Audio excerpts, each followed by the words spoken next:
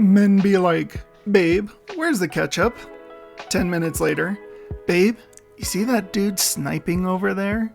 Yeah, well, the thing is that women seem to have this unnatural ability to find literally anything anywhere. Like, I swear to you that I look for my pants inside the back room. Like, I look on top of the washing machine, I look inside the dryer, I look inside the laundry hampers and everything. I am looking for my pants everywhere. And then she comes in 3 seconds and finds it. And how? How? She goes exactly where I looked. Exactly where I looked. How did you get it? Where did you find it? Like, there's definitely some form of witchcraft going there. If we were in Salem, I'm sure that a lot of women would have been burned by now, just for that reason alone. But yeah, you see, it's not us, because when we're playing games, then yeah, look, there's a sniper over there, and it's very easy for us to tell exactly where it is. There's just, I don't know. It's easy to see the ketchup here as well, but when trying to find your own stuff, it's impossible. I still think about this from time to time. It's so silly. Laugh my anus off. Super Mario Run and Sonic Jump. They kind of switched places there. Yeah, it is one of those things that they want to kind of diversify and make you understand that they're not just singular characters and, just 2D characters. But the thing is, Sonic runs so fast that I imagine his leg muscles are such that he can jump pretty high. And for the majority of any Mario level, you're running. I'm sorry, just the majority of the level is running from left to right. You're trying to get to the goal. The goal is on the right. You are running with occasional jumps in there or timed jumps or whatnot. Unless you're doing Kaizo. And then, the majority of it is nonsense. And so it's just one of those things. There's quite a bit of overlap for both of them. When you accidentally pick the rude dialogue and make the NPCs sad. Yeah, I know. This is something that I talked about before, is the fact that I like being the good guy in games. I don't like making the bad choices. And this was one of those things, especially with Infamous, that I was very keen on because of their karmic system. You could see how well or how poorly or how good or bad you were being. And so it's just one of those things that you don't want to be bad. You don't want to, even just kind of we're social creatures. So even in our imagination, the idea of hurting somebody else's feeling is repugnant to us. And so we try to avoid it. It's no different with NPCs.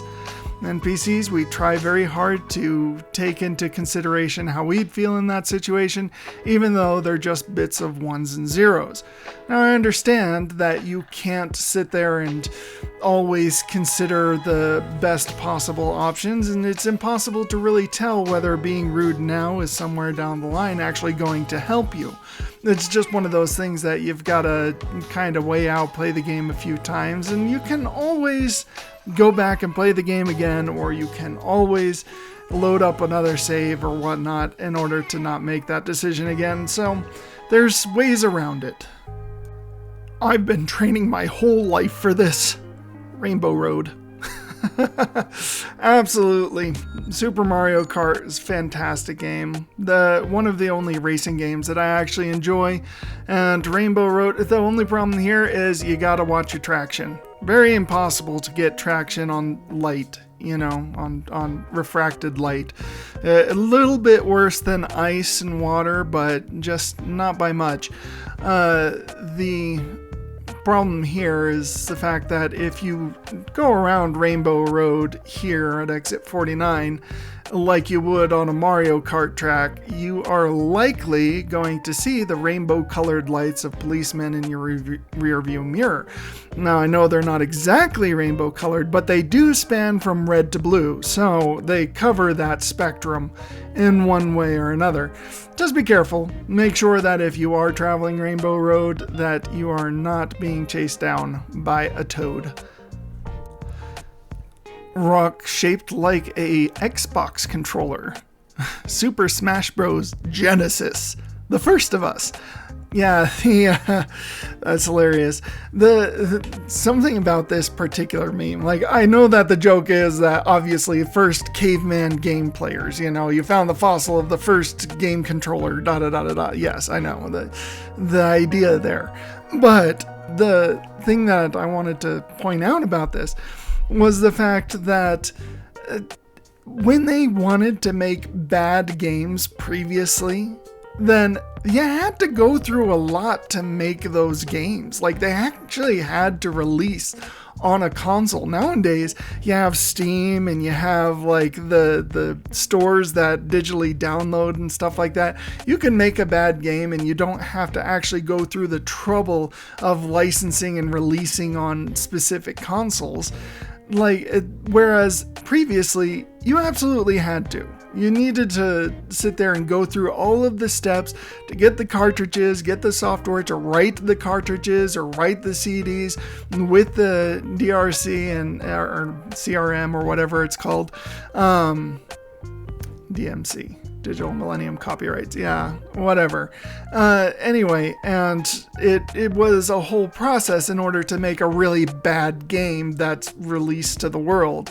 But, I mean, nowadays it's a lot easier, and I don't know exactly if it's that bad, because it gives you a nice contrast. You know good games because you play the bad ones, Me listening to my 4 dead teammates call me trash after I couldn't pull off the 1v5. Yeah, that would be very annoying too. You sit there and they died first. You managed to survive until the very end, and then they sit there and get angry at you for not being able to win. Yeah, sorry. And once again, another reason why I don't play the multiplayer online games. I'm just not good enough to carry a team if it comes down to me. I'm not good enough at pretty much anything. I'm barely good enough at video games to be doing a gaming channel, let alone sit there and carry a whole team to victory after everyone else has died. 90% of the time, I'm hoping somebody carries me. So it's in the end, it's not really a big deal, but you have some patience. If you died first, don't be calling anyone else trash. You have no room to talk. When she's in the room waiting for you to apologize, then she hears the PlayStation beep. Okay, and I know that this happens because it has happened to me before. After my wife and I get into an argument and I go and I turn on the PlayStation, and then she comes in and is super upset that I'm sitting there playing games instead of trying to resolve the issue. I'm sorry, but sometimes you've got to calm down first. I mean you as in the general populace, as in I have to calm down, she has to calm down, everyone has to calm down. And the way that I calm down is through video games. I beat something up, I beat a boss, I go and I do something, and that helps release those happy chemicals that allow me to better talk reasonably about any particular situation.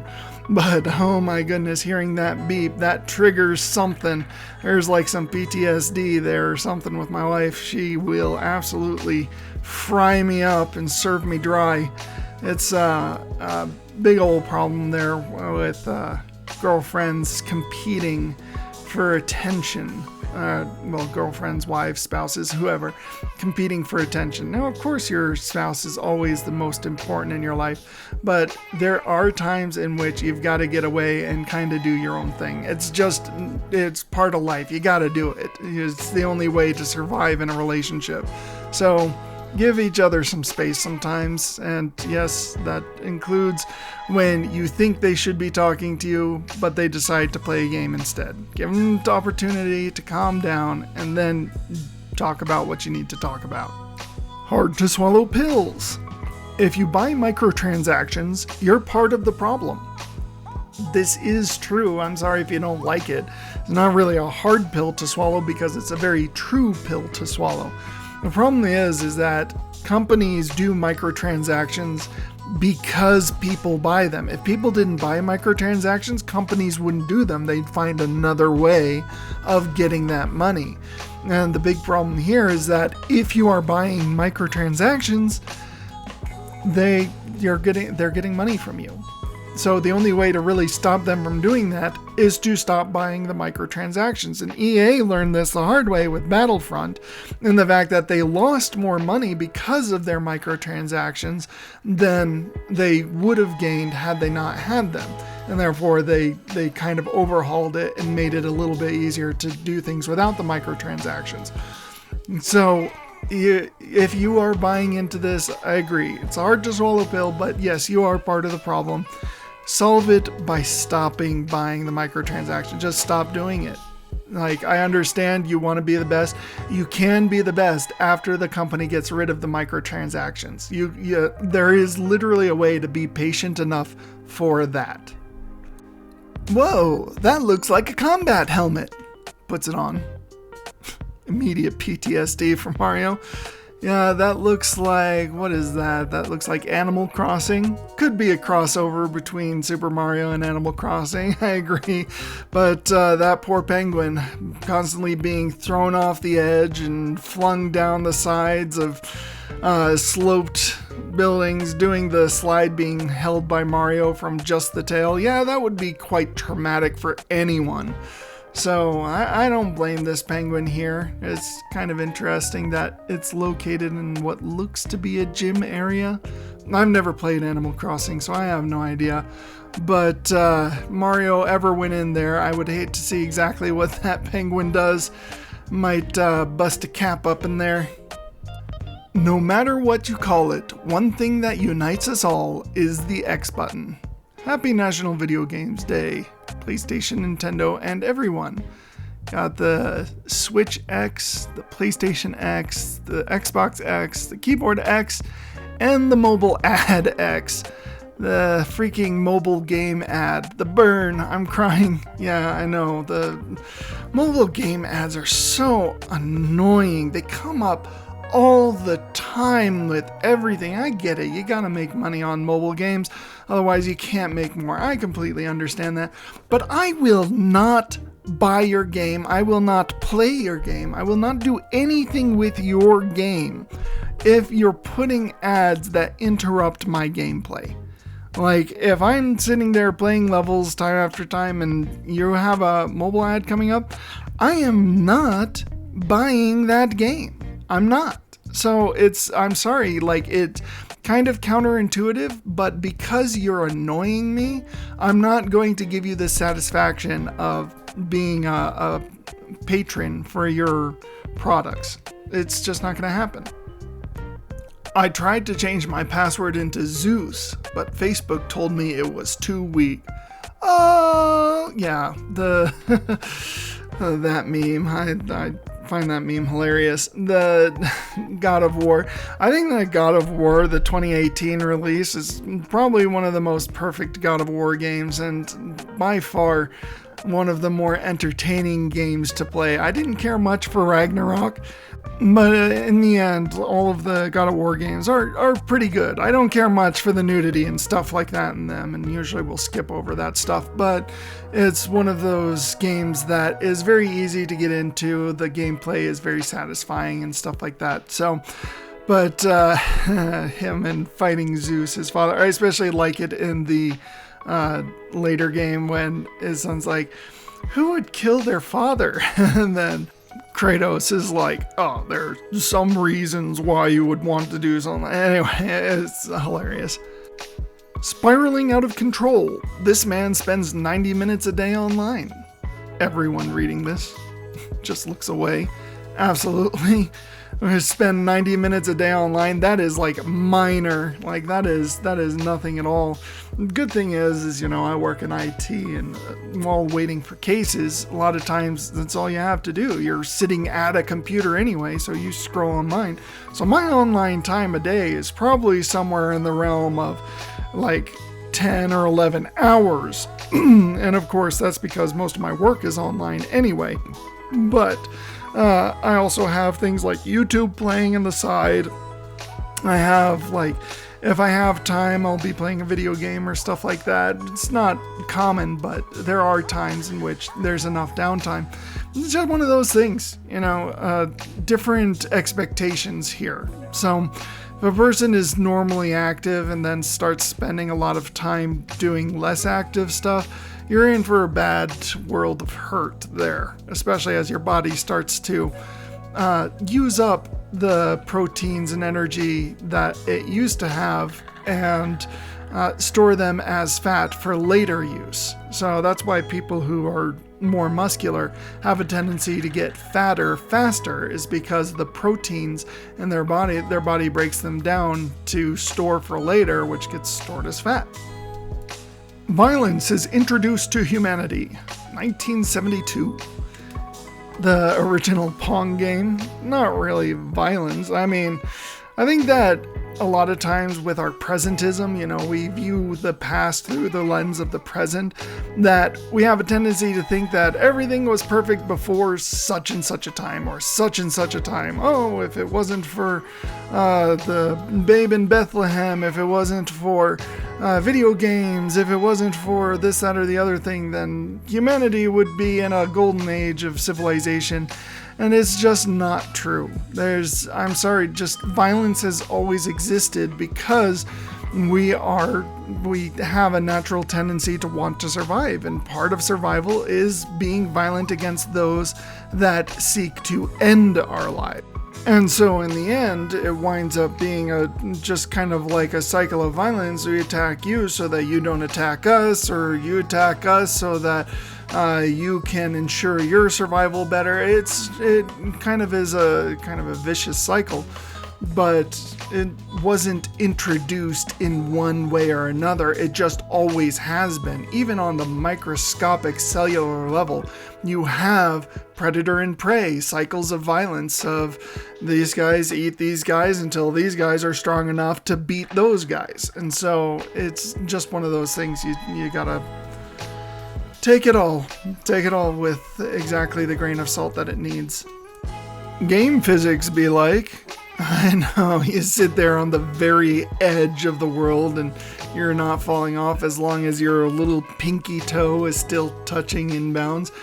Yeah, it's a kind of weird thing, but you gotta imagine that when you have to program literally all of the physics and interactions with them, that you can't really do it as effectively as true to life. You can't make it so that, hey, this segment of the shoe is strong or weak in this particular situation. The center of gravity is here unless you're carrying something, and then it's here, and then you can't do that. There's just not enough space to save the game and AI files and physics files like that. So life will always beat games. The reality of the current situation will always beat out any particular ability of a computer to calculate every eventuality or possibility. You got plans tonight? I'm thinking we can get together, split a bottle of Slavitz, and make some mistakes. I never make mistakes, sorry. You swiped right on me, so you've made at least one. Martyrdom, drop a live grenade when killed. Yeah, this is self-deprecating humor. I love it. The self-deprecating humor is some of the funniest stuff, because you know that everybody thinks that in that situation. Every guy is going to think that they're the biggest mistake in the girl's life. Every girl is going to think that they're fat and ugly. So the ones that really are fat, or the ones that really are ugly, making fun of themselves, it's just hilarious, because everyone can relate to it. Everyone can relate to the thinking of that particular way, because we are humans, and all humans kind of have the same desires. We want to be wanted, we want to be healthy, we want to be accepted and everything. So we understand that, and this self-deprecating humor is some of the funniest because of that relatability. World War III starts. COD players start 360 no-scoping. Fortnite players start building. Dark Souls players dodge, dodge, dodge. Yeah, that's exactly how I would be going to war. I actually can't go to war. I'm like a 4F or something like that. Too many issues with my health and psyche. So, but the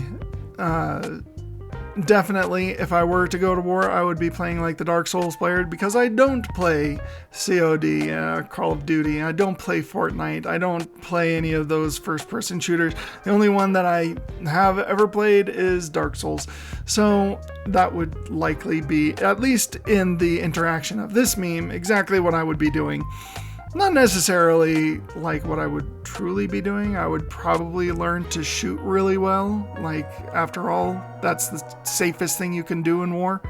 But it's an unfortunate situation that this may actually come into play. Not necessarily like the gaming relationship to how you would fight in war, but World War III. Like, it has a high probability of starting somewhere in the next like 10 years. Me watching a speedrun online. Speedrunner. Talking after an hour of silence. Frick! Yeah, sometimes that scares me because like you're just sitting there watching. You don't expect them to actually talk, and I understand that because when I'm really focused on something, I don't talk, and I have to actually make the mental connection. You have to say something in order for me to actually talk. And if you watch my streams of Lies of P, then you'll notice that I do that a lot, where I'll just sit there kind of quiet for a while and then I'll talk, and then I'll sit there quiet for a while and then I'll talk. And that's because I have to actually tell myself, you have to say something, you're being overly quiet.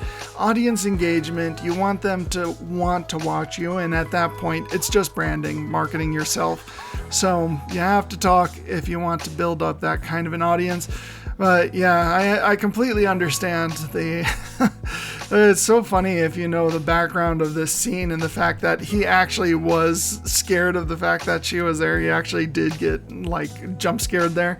But yeah, no, it's very true. Game offers a hint since I'm taking too long. Me. I don't remember asking you a gosh darn thing. Yeah, this happens sometimes. A lot of games won't do that, but some games will, and it drives me nuts. It's like, I can figure it out. I will absolutely figure it out all by myself. I don't need your help. I wish you could turn some of those things off. Sometimes you can. Sometimes you can turn off hints, but a lot of times games will just give them to you being like, oh, have you tried this? Have you tried this? Have you tried? And it's like, I don't care. I understand what I need to do. I'm just having trouble doing it. You know, I'm just not good at the game. It's not that I'm not intelligent. You know, I actually do understand what's going on. I just can't get it done. So yeah, no, this very annoying part of video games. When you keep dying on a boss but kill him on your 16th attempt, know your freaking place, trash. The only problem I have is that 16 attempts is still pretty good, okay? I have taken hundreds of attempts on bosses, and I think that part of the reason is because I'm very like Nintendo casual, so to me, 3 hits on a boss is usually all that it takes. So when it's taking like 50 to 60 hits to kill a boss, then it's gonna be a bad time. But absolutely, 16 attempts to kill a boss, know your place. Yeah, absolutely, the boss beats you all those times. But the thing that I've noticed is that after you beat a boss once, then you can beat them as many times as you want after that. Like, it becomes so much easier to beat them after beating them just once. And so in the end, you are pretty much like that. As long as you can beat them that first time, then you are pretty much above them. I hope you enjoyed today's episode. Come join me Monday through Saturday as I do gaming uploads, usually pretty consistently. So hopefully we'll see you there.